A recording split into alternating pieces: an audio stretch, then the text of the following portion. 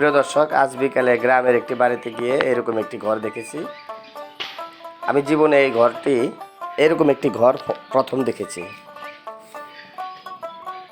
আমি বুঝতে পারছি না এই ঘরটি কী জন্য তৈরি করা হয়েছে। দেখতে অনেক সুন্দর ঘরটি। এটি একটি শোপিসের মতো, কিন্তু এই ঘরের কোনো ব্যবহার আমি দেখতে পাচ্ছি না। আমি নিচে দেখেছি যে এই ঘরের কোনো কাজ আমি দেখিনি। আমি ঘরটি খুঁটিয়ে খুঁটিয়ে দেখার চেষ্টা করেছি।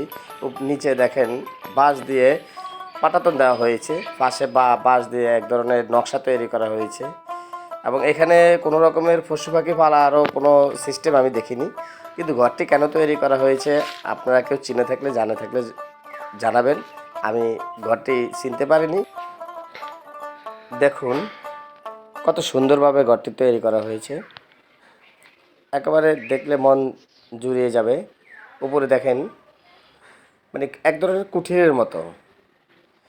ঘরটির যদিও কোনো ব্যবহার আমি দেখছি না, কিন্তু দেখে মনটা ভরে গেল। ধন্যবাদ সকলকে।